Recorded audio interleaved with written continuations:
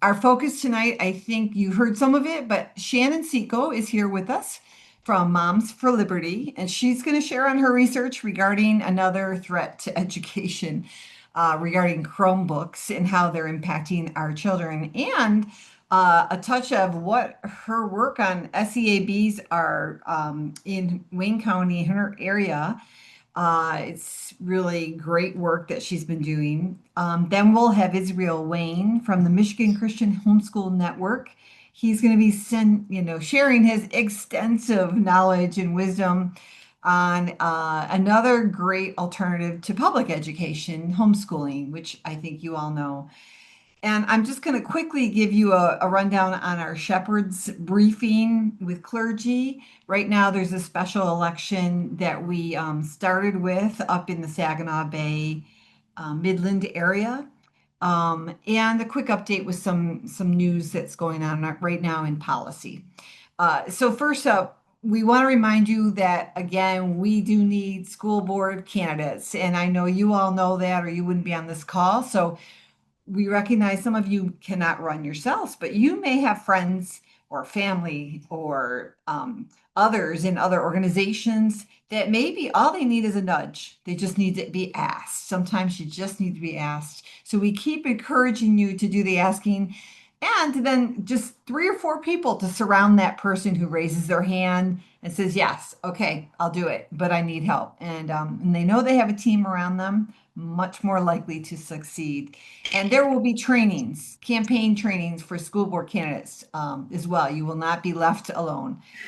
Next, I don't know if you've seen this, but Secretary of Education Linda McMahon and President Trump are really working to get more resources to families for education. And I'm not sure if Tim Schmig is on this call, He's not.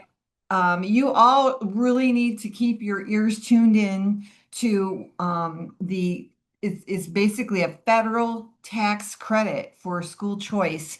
And when I say school choice, it is not taking away from any public schools. It truly is a tax credit. And Michigan will miss out on getting these tax credits for our families if our governor doesn't sign on to it. You have to opt in. And you're going to be hearing some arguments about, oh no, this is a voucher program. It is the farthest thing from a voucher program that can be, because all parents, regardless of school system, the type you use, can use this. And let me tell you why. You can use this money for school supplies, tutoring, after school programs, for public schools and private schools, homeschooling, any extra help for special needs kids at zero cost to our state and without taking from the public schools. So, parents know what's best for their children. And we appreciate President Trump and Linda McMahon pushing this federal tax credit. Congressman Tim Walberg did an excellent op-ed on this topic, and we're going to send it to you. We'll send the op-ed to you tomorrow morning. We'll have a follow-up email to you because it gives you a quick rundown of this issue, and you need to know so you can, if you hear someone say, no, no, they're trying to take money from the public schools, you immediately have good talking points to say, no, that's not at all the truth. And let me tell you what is. So the other big win was the Supreme Court case. Again, another great win for free speech. And frankly, for Michigan, the court case was Chiles versus Colorado, and they had banned any censors, any speech based on sexual identity and gender orientation for counselors to counsel against it or give counseling to kids who might be thinking maybe that's not what I should do. And they really had a gag order on their counselors. It went all the way up to the Supreme Court. And the Supreme Court ruled, I mean, in a 8-1 ruling that that was illegal. They were not allowed to do that. That they sent it back down, and basically, I think Mr. Gorsuch. I think he wrote the opinion, and he said Colorado's ban censors speech based on viewpoint.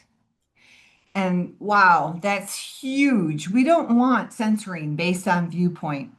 And because the First Amendment reflects a judgment that every American possesses an inalienable right to think and speak freely. That's why this is so important. These Supreme Court cases and what the Supreme Court judges say are extremely important because Michigan passed a gag order. I sat through it. I testified against it. We sat through a very similar gag order on our counselors in Michigan. I don't know if you all know that. So when we change our legislature coming up in November, we have a fantastic chance at overturning and changing, a really horrible law in Michigan. So I was excited about that. Can you tell? And then lastly, I wanted to say that the State Board of Education really is thinking about presenting a resolution, and Tom McMillan, I see, is from our state board. Thank you, Tom, for your service on that board.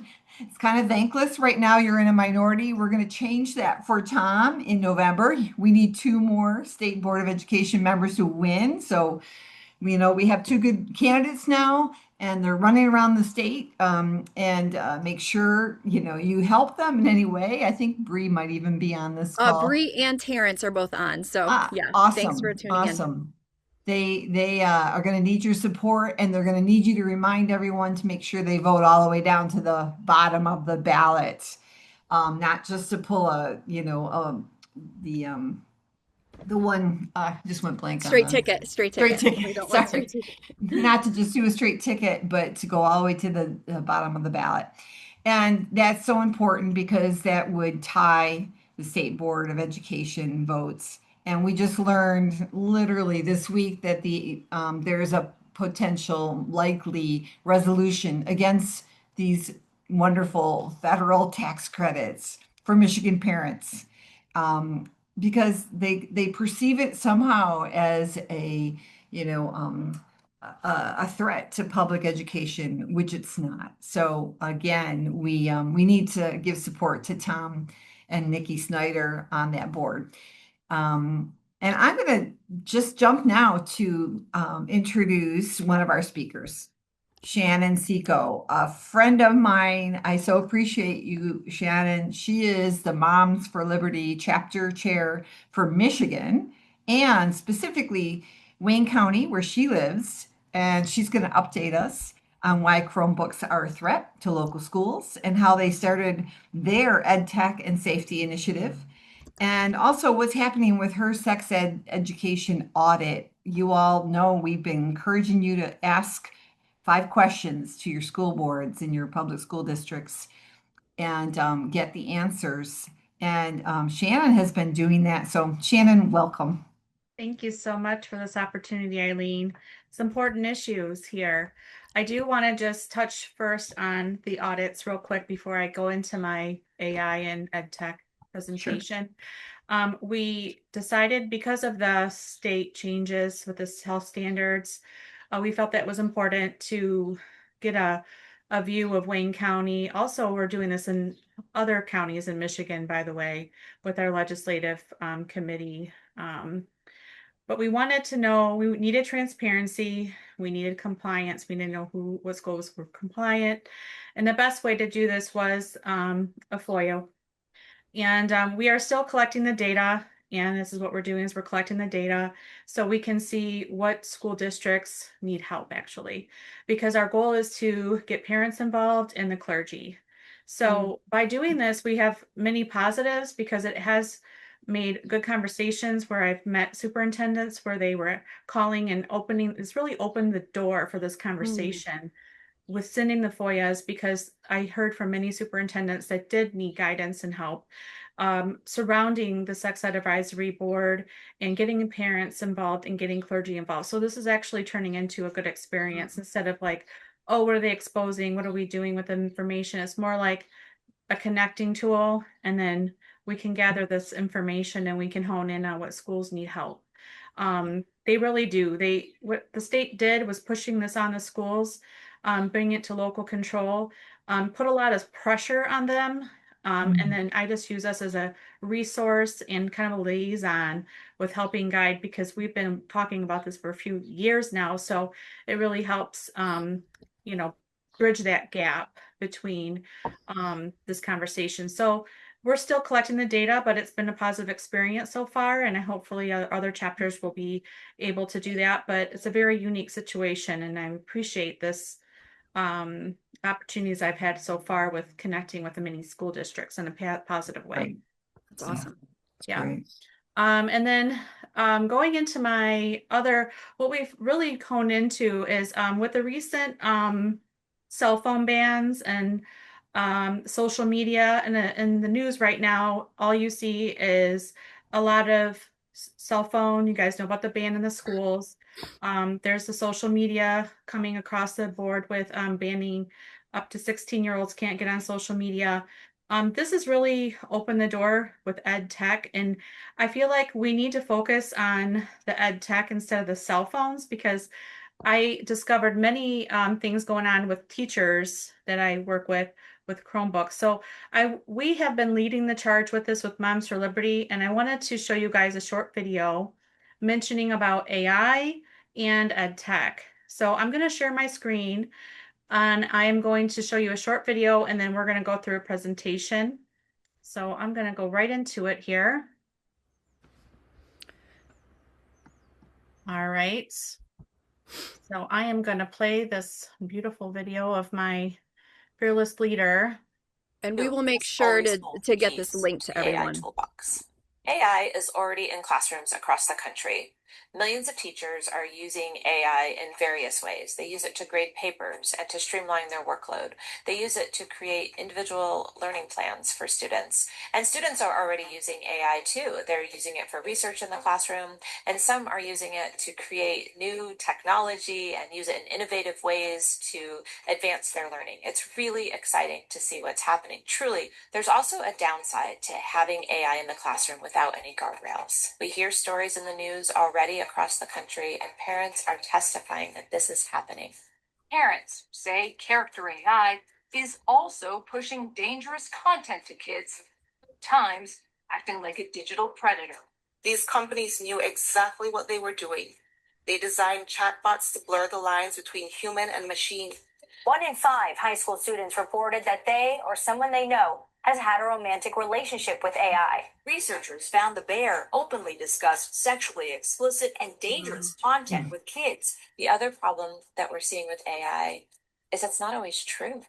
Sometimes AI can tell you what you want to hear, not necessarily what is true. Not helpful when students just use it to directly cheat. Parents have to understand the algorithms that are basically set up to direct our children to look at certain things, feel certain things, and believe certain things. That's the role of a parent, not an algorithm. We are living in a moment of wonder, and it is our responsibility to prepare children in America. Moms for Liberty is leading the charge on unifying, educating, and empowering parents to understand AI and how it's impacting our children. We're already doing this by joining the AI and Education Task Force under the leadership of First Lady Melania Trump. I've personally attended 2 meetings at the White House on this. I've spoken to members of the cabinet about the guardrails that need to be put in place to protect our children. Because we understand the importance of empowering you to protect all children, we've created model policy that you can download and take directly to your school board and ask them to adopt. We've created school board speeches that you can change and modify for yourself and use to speak to your school board in a public forum. We've created draft policy for the state level, and you can go meet with your state legislators and ask them to sponsor the bill and start moving it through the process so that all the children in your state will be protected. That's awesome. Not Great. awesome, but awesome.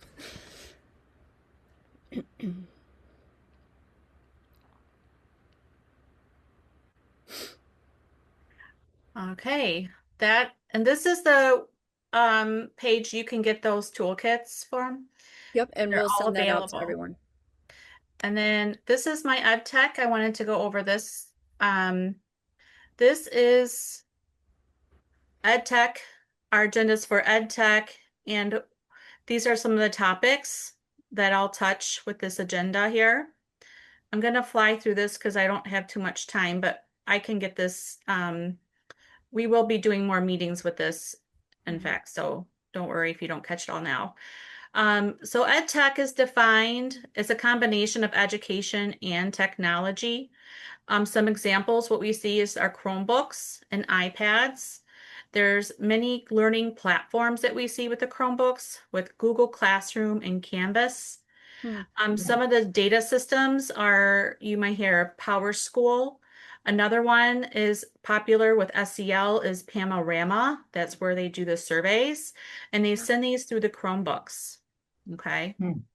Next slide here, the history. So the computers arrived in the schools, but modern technology didn't explode until one-on-one devices and data-driven platforms took over. And it's been about 2012. They've been introducing these. So there is a history of this. The big boom was during COVID with the ESSER funds that pushed a lot of Chromebooks in the schools. And they got this through the emergency funds with the ESSER funds, where they really pushed all the digital literacy programs through with those monies. Okay. It's $1 billion industry. It's a big cash grab for this. We know you follow the money, and it's $1 billion industry with these devices. Also, we know that time spent on devices in schools are increasing, which is a concern because our kids are literally having a cognitive collapse, okay? They're cognitively collapsing because they are on screens way too long. And this is some guidelines here of how many hours with children are spending with screen time. And it's becoming an addiction. It's becoming an addiction with many children, and we go into that as well. The attention they have with screen times, they are not being attentive. So students are surrounded by screens both in and out of the school, so in the home and in school. What the issue is the rapidly task switching, multitasking. They cannot remember. They cannot store those memories. They cannot learn with the so they're switching from different apps and tabs, different things throughout their computers. So the multitasking is actually is very harmful for children because they cannot store the information or comprehend the information. And the reality of the school devices, the laptops, Chromebooks, tablets, they are standard. All the schools have them, and they are built for connection, not concentration. Even on school network, the students face, they have temptations. So what they're doing is they have access to gaming and YouTube, other entertainment links that they can get into. They have the pop-ups in there, the sidebars.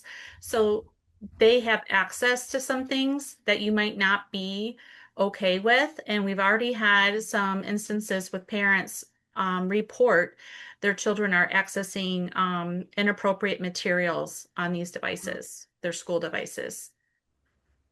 The other thing is the dopamine effect. This is the dopamine is where it's like an addiction for the children when they're constantly clicking and looking on the screens. It releases a dopamine effect in their brain. So it's basically hijacking their learning. The apps, they're designed for compulsion. That's what they're designed to do. And the brain develops and it adapts to this stimulation, and it's hard for them to relax from it. And they're learning. They're neurologically, they cannot, and that's a behavior issue. So a lot of kids can't sit still. They have to, you see kids are just on their screens watching they're watching, games or video, and they're just glued to their screen because their brain is addicted to the dopamine effect. Okay. So we've been oversold and undelivered. So the reality of this is that the schools have bought into this, and there's no research. Now, there's no evidence that it's actually gonna be helpful. Many teachers are sounding the alarm, that they're not having any good outcomes, and it's actually furthering the gap between the learning gaps with the children because of these devices.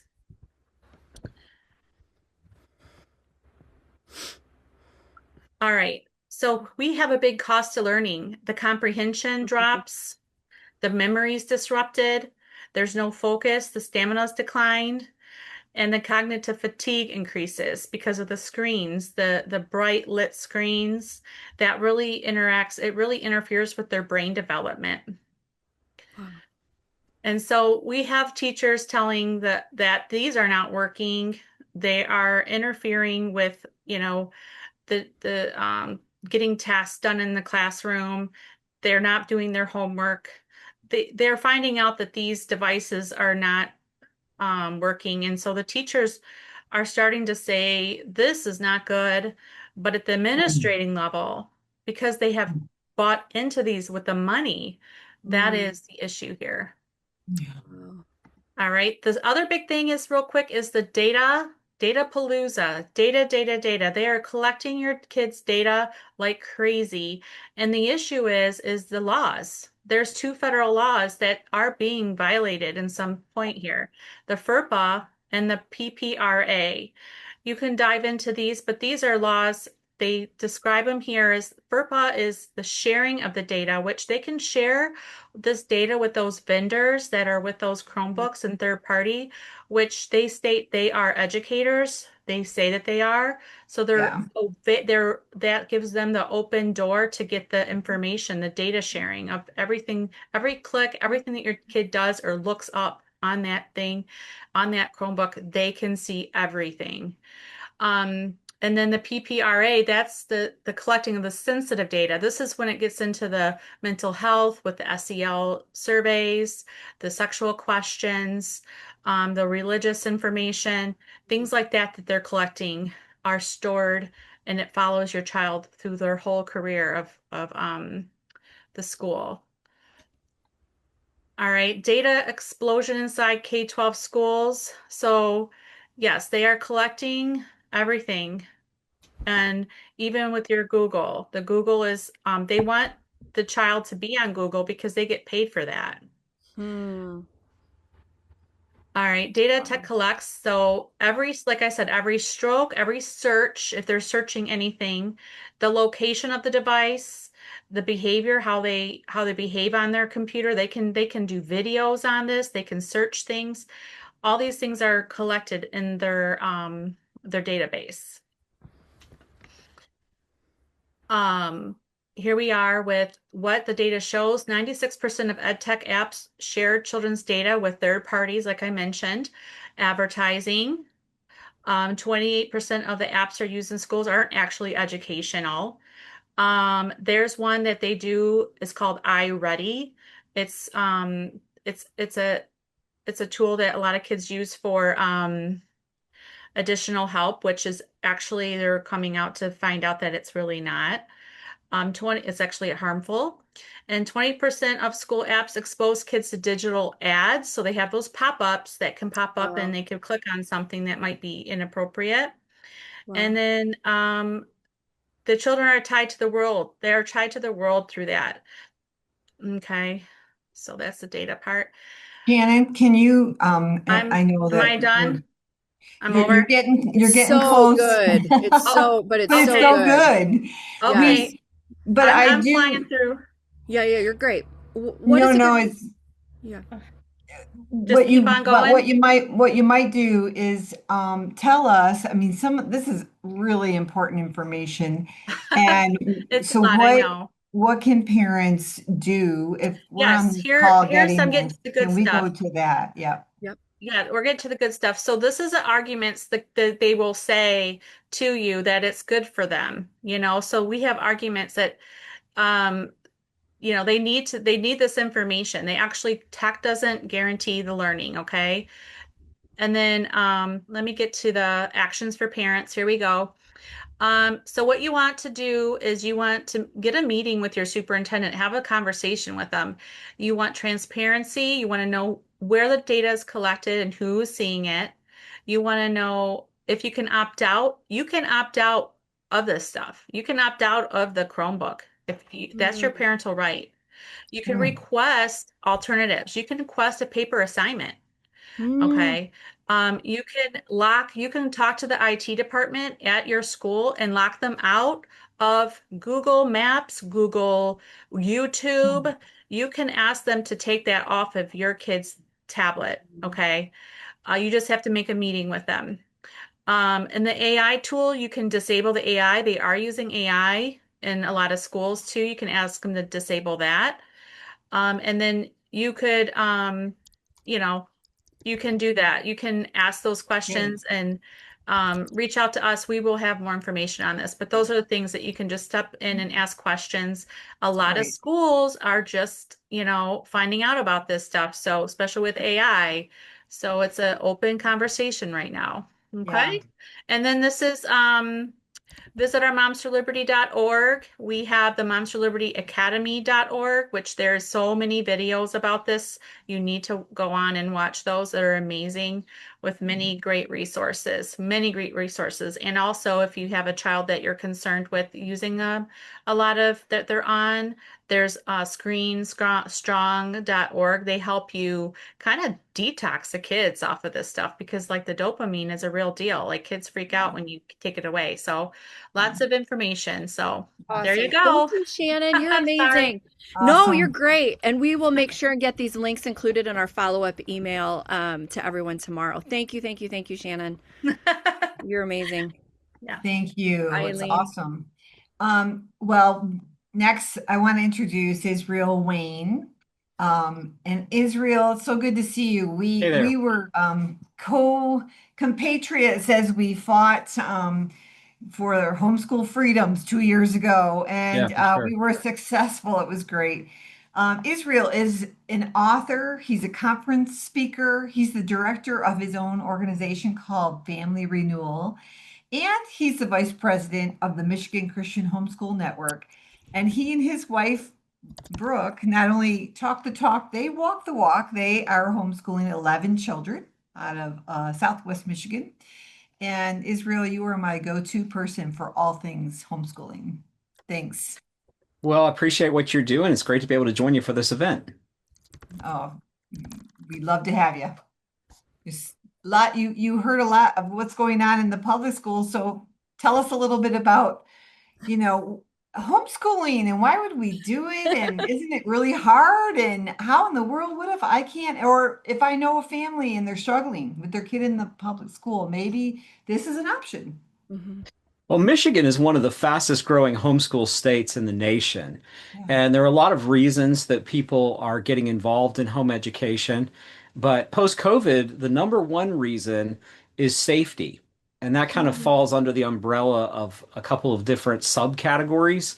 Number one, well, I can't really classify which one, but of the top three, it's bullying, sexual abuse of children in the public schools, sometimes by even school staff, but also other students. And then just the exposure that a lot of them have to school shootings and other forms of violence within the school, cyberbullying. There's a lot of those things that are happening that are motivating people to want to get their kids into a safer environment. And then, of course, you learn about these things like the data mining that's happening with the educational software that's being used, and then just the way that so many children are being indoctrinated into ideologies that the parents don't agree with, whether it's gender dysphoria, teaching children that gender is fluid, or, we haven't seen it as much in Michigan as in some other states, but, children even just completely losing any sense of their own identity, identifying as animals and so forth. It's something that's very difficult within the progressive education system. And so lots of families are choosing to home educate. We have in Michigan over 50,000 students that are currently being home educated in our state. And that's growing every year as parents begin to check out their options. They see that this is substantially less cost than most private schools. And it also gives them the ability to be able to really make sure that they're available to their child and that they get to help shape their child's education and values. Mhm. Well, Israel, what if I'm not confident in a certain, subject? I mean, I don't know Mhm. all the subjects. And how, Mhm. give an example of how does it really work for Mhm. parents? Because I know there are probably 200 different, I think, homeschool co-ops throughout Michigan alone. And so there's a lot of options. Sure. Well, our state organization, Michigan Christian Homeschool Network, is a great hub where you can become a member of our organization and you can get connected to to local homeschool groups across the state. And then also in terms of resources, we have an annual conference every year that takes place in May. It's the third weekend in May every year in Lansing. And this year it's May 14th through 16th. And we have a lot of different features and facets to that. We have the largest used curriculum sale. So, again, from an affordability standpoint, Mhm. homeschooling doesn't have to be costly at all. In fact, the national average cost for families is only $660 per year per child for Mm. homeschool expenses. So, and that includes all Wow. the curriculum and even most of the extracurricular activities. So, very affordable, but also new curriculum in our vendor hall. We have access to a lot of great educational publishers, and then some of the best nationally known speakers and statewide speakers that can teach you all about homeschooling. So that if you have questions about how do you do it, how do you get started, the annual Inch Conference, we call it, in Lansing is really the best way to go about doing that. And so our website is homeschoolmichigan.org. And we would encourage you to go there and register for the conference. And even if you're not currently homeschooling, if you're just thinking about it, you're looking into it, that conference is a really good way for you to kind of figure out, is this right for our family? Is this a good choice? And all those questions about, am I qualified? Am I capable? Those questions can be answered. I'm going to do a little plug for my own book real quick. Yeah, please. I wrote a book called Answers for Homeschooling, the top 25 questions critics ask. And this book really answers all those questions with research. So, like, for example, we have 40 years of peer-reviewed academic studies on Wow. home education. And for the past 40 years, we've shown that homeschoolers have actually outperformed private schools and public schools academically. And not only that, socially as well. Okay. They're actually academic peer-reviewed studies on social interaction, and they find that the most positively engaged students from a social aspect are actually homeschool students, Wow. despite what most people commonly think and the common pervasive myths. So I'd encourage you, if you want to learn more about that book, Answers for Homeschooling. It's available, anywhere that you buy books, and then the Inch Conference. I think those are really great resources to kind of find out answers to all of your questions and whether this is a good fit for you.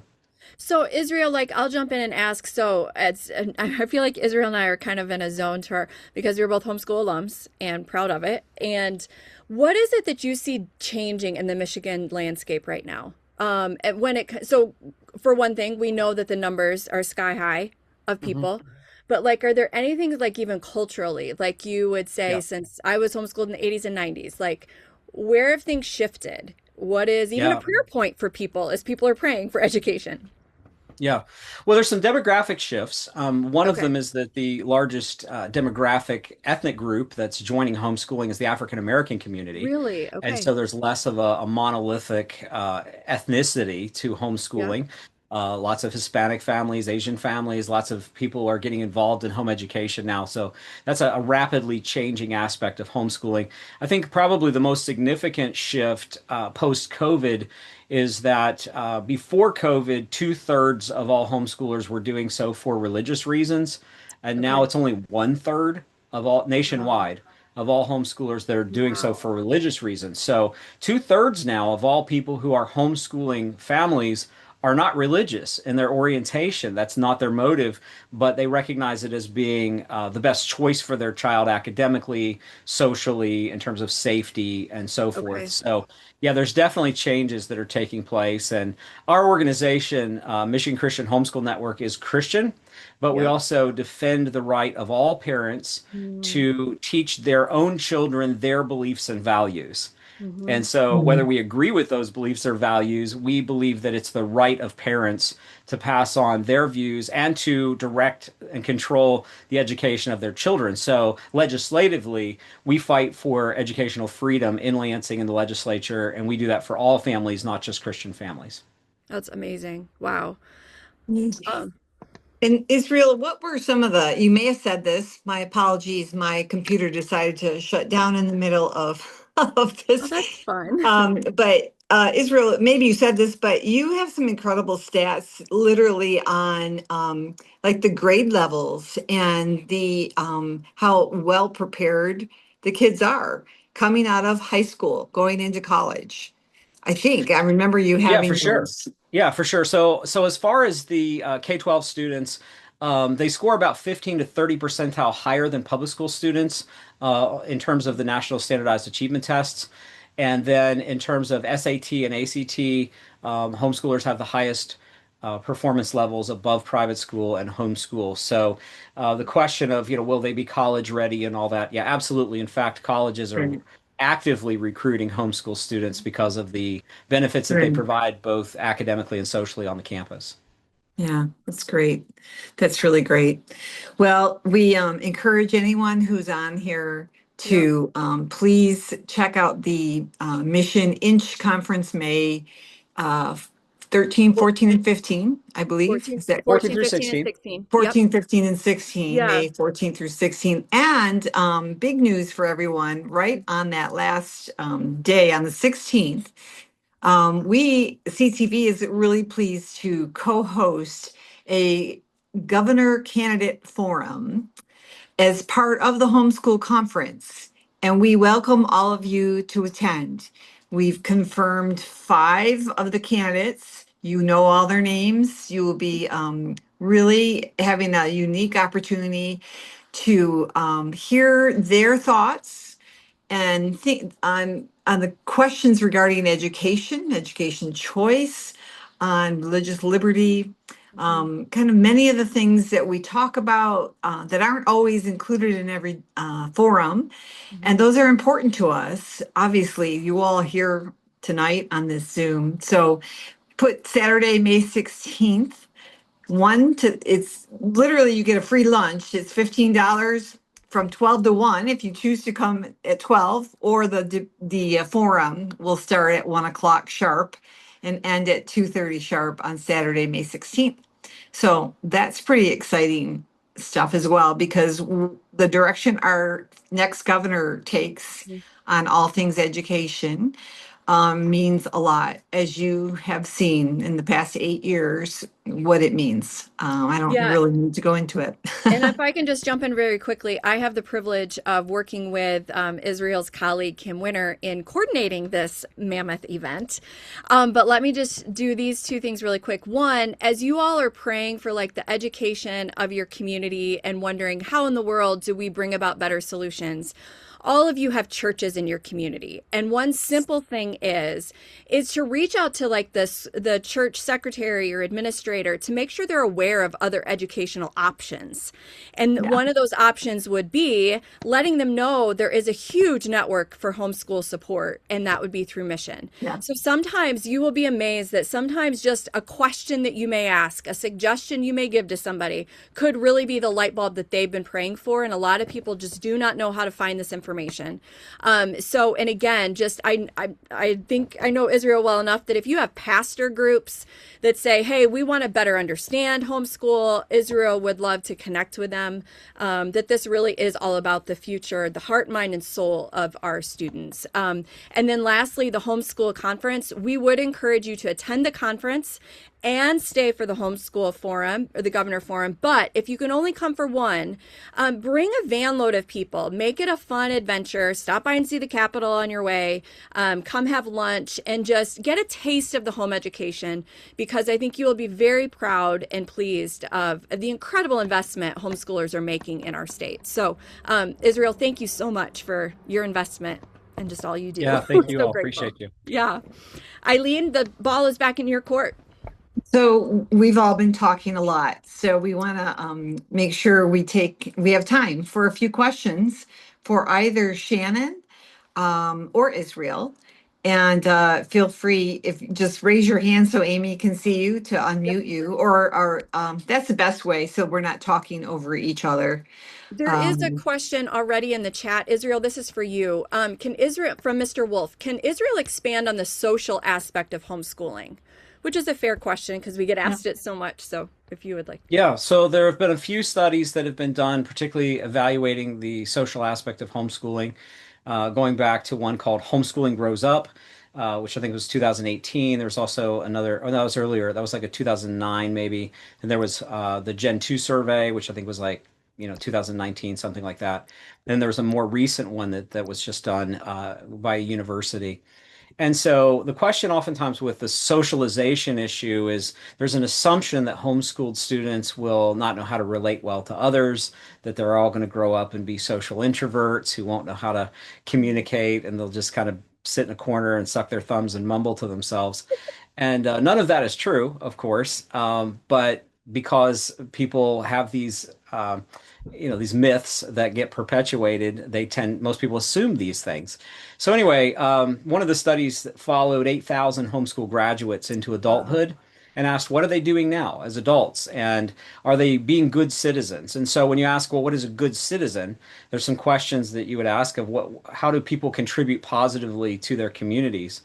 And so a few of those things would be not having a prison record, not being involved in drug and alcohol abuse, being, married and not having, family dysfunction and divorce and those kinds of things, as well as volunteering for community service, being involved in political action, voting, helping with campaigns, being literate. It turns out that homeschoolers are more likely to read books, to vote.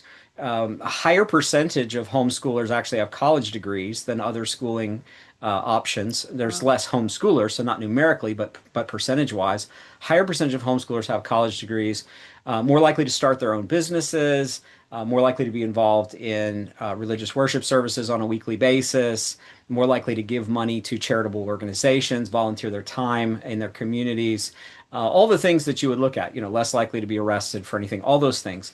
Homeschoolers actually are the most positively socially engaged in their communities as adults.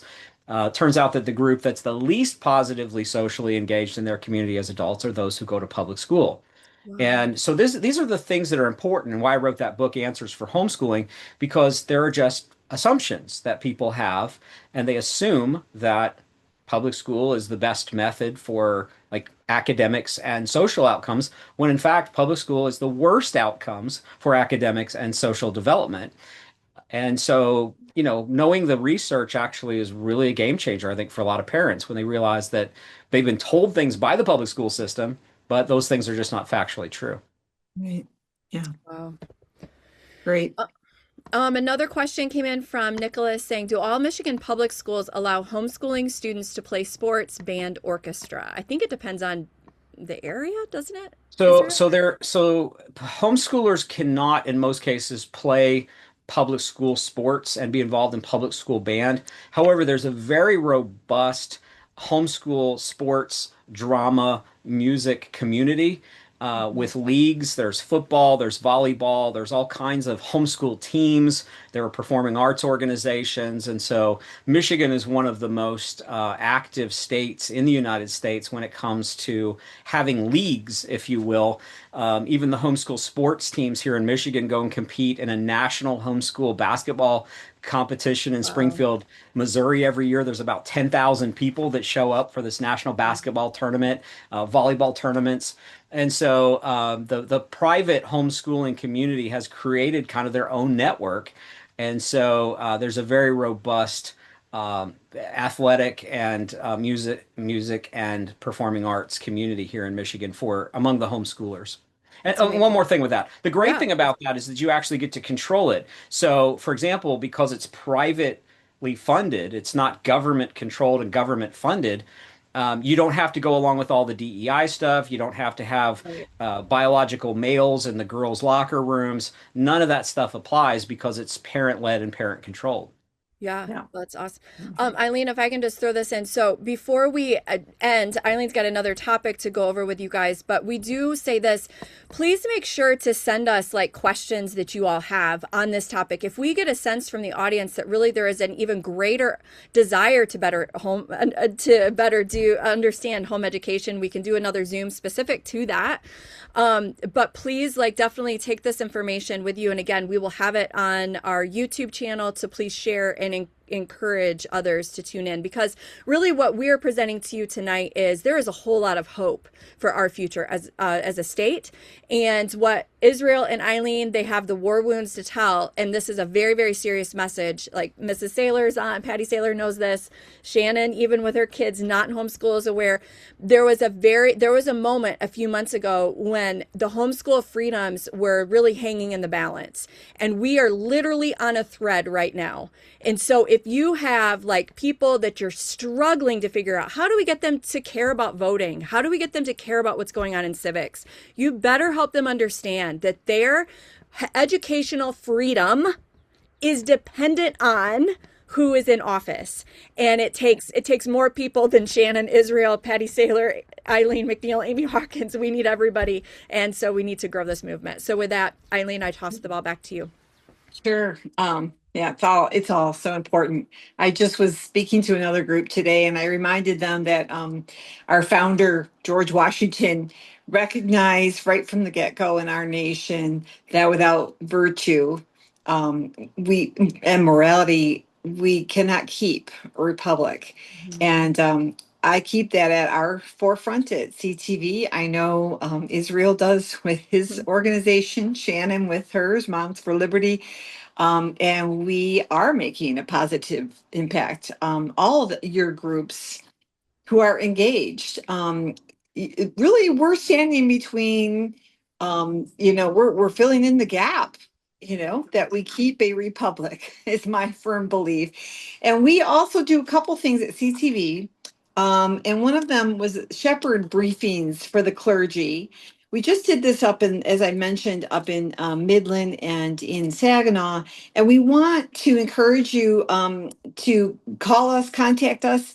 If you would like to have an education update, if you can get several of your clergy that you know in your area to meet for breakfast. I know they like breakfast or lunch. If it's food involved, it's easier sometimes. That we can really take the chance to help them, be a resource to them, informing them and allowing them to ask questions, and also, really encouraging them to share this information with their congregations. That's what's going to make the difference. They talk to folks every single Sunday. Think of the audience that our clergy have every single Sunday, and these are biblical issues. These are moral issues. I do not regard it as political. In case you get that pushback, we really focus on, what are we saying to our families in that moral and biblical realm? They all make a difference. And who's reflecting our values of those who we elect, and how do you know who? So it's a start. It's a starting conversation that we ask you to start. And if you'd like to, if you're seeing some good opportunities for us to come in your area, and you have several pastors who would be willing to sit down and like, hey, help us. How do we engage with our congregations and the issues?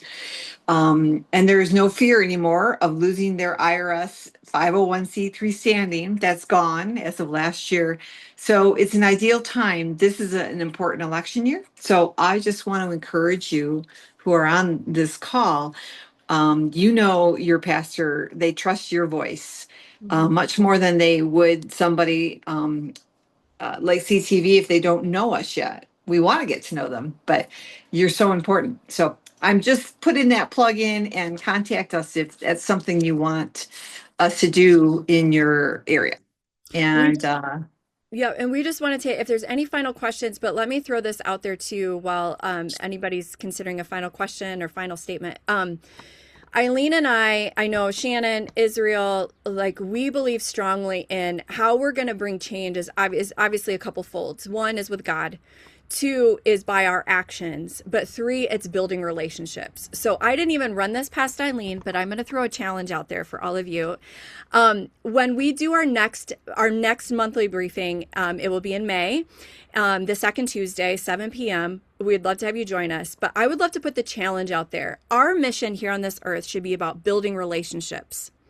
So if you would prayerfully consider your local school. I live in Jackson County, so we have 12 school districts, which means you have so many superintendents, you have so many school board members. My challenge to each of you is to prayerfully consider all the school districts in your community and make an attempt at building a relationship. And what I mean by that is, we have to remember that even in the schools that are pushing bad policies, those are adults loved by God, right? And so our heart needs to be, as we approach them, as one of kindness. They might be wrong in what they're doing, right? But we need to treat them with dignity, and we need to also sometimes assume they have not yet seen the light. But maybe it's a school secretary. Maybe it's your superintendent, that all it is you reaching out and saying, I just want to let you know I'm praying for you over this next month. I'm not asking for anything in return. I know there's a lot on your plate. Maybe it's a teacher that's influencing your grandkid, and you just want to say, I'm bringing you a bundle of flowers. Why? Because I want you to know you're appreciated. So I just want to put that challenge out there, that as you go about your county, whether it's Gratiot County or Wayne County or Midland County, ask yourself, who are people in the school system that have leadership that I can approach in a spirit of relationship? And we would love to hear your stories next month. Eileen, is there anything else you want to wrap up before we part ways? yeah, I do. I do see one more thing in the chat, and Bree, thank you. And we will be talking about that resolution again next month. But I think you'll see that the resolution Bree is mentioning, that the State Board of Education, they voted against it. I think it was last month, and it calls for an immediate halt to this, this gender ideology guidance. Now that we have new Supreme Court rulings, I know Tom and Nikki are going to bring it up again, but we'll be keeping our eyes on the State Board of Education. We have several people who attend those as well, and we will give the alert if we need you to call in, which might be helpful for them to know, like, hey, we got 30 people on the phone, they're calling in, they're gonna take note that we just didn't go away. So it's a big opportunity for us. And we will keep you posted. Many of these things we talked about today, we will send on Shannon's link, and some of the links to the articles I referenced, and to the homeschool conference. So fear not if you weren't able to take notes. We will do that and send that to you tomorrow. And we're coming up on 8 o'clock. And we always want to be very cognizant. This is precious time you've given us. And please bring a friend with you next time. Have them on the phone with you. We want to increase growing knowledge amongst all of us. And it's so important that we show the world that we stick with it. We don't just go away. So appreciate all of you. And I don't know. I think that's about it. I think And that's it. Thank you, everyone. Yeah. And we will, if you have any questions, please reach out. Any topics you would like us to cover. On a side note, if you are interested in getting involved with the State Board of Election with the two conservatives that are running, please send me an email, amy@ctvmichigan.org, and I can definitely connect you. Again, the purpose of this call is to kind of be multifunctional. It's not to push politics, but more policy and people. And so we value having all you with us. Thank you, everyone. Have a good evening and stay in the fight with a grateful heart and remembering that God is good and there is all sorts of hope on the horizon. So thank you, everyone. Have a good evening. Thank you. Good night.